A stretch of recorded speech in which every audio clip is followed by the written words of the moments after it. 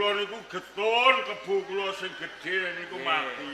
Pun saniki kula ngedeke sayembara. Sayembarane napa? Sinten kemawon sing saged nguripke kebo kula niku, kebo kula ajeng kula wenehke. Lho. Lah mosok kebo nek wis mati iso urip melih niku pripun? Nggih.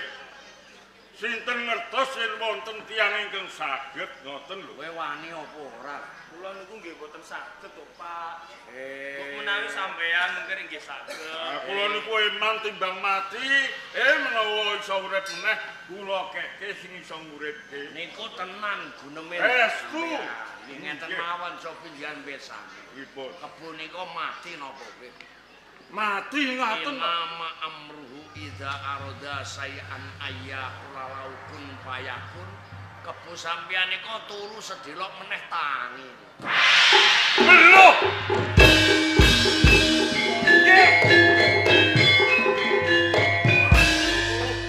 Saestu. Kebo kula gesang melih. Saniki ngaten nggih. Pun mangsa bodho kebo kula tak lebokke kandhang melih. Sampeyan niku percaya karo sing gawe urip napa mboten? Nggih, percaya. Ikhlas niku manggone teng tutuk napa teng ati? Nggih wonten ati. Mau ngarep sampeyan pasang saya giri. Sapa sing aweh pitulungan nguripno kebo ajeng diwenehno. Lah nek ngoten niku ora padha karo ngeculke sirahe nggondheli buntute. Nggih, pun kula nglenggono. Kebo kula iso urip mawon seneng. Saniki kula sukake sampeyan. Monggo. Kebo kae jajal lebokno panggonan kae. Nggih. Kae coba. Nggih, terkadang niku nggih. Aduh, Pak.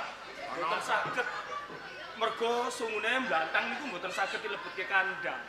Sungune gedhe to. Nggih, gampang iku. Ah, coba tak jajale. Nggih, monggo. Wong kebo semono gedene kandhang mung sakmono lawange ya ora sep. Nggih. Lho. Kebo wah.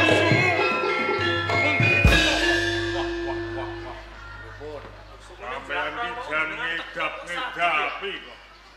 Mboten neneng daya angel lamun Gusti wis ngersakake. Sungu semanten gedene jlaprang kok saged sampeyan Maune sampeyan arani kebo napa niku? Nggih. Kebo Damplang. kebo damplang. Mergo sungune kan jlaprang. Nah, sakniki dhek tak tekuk.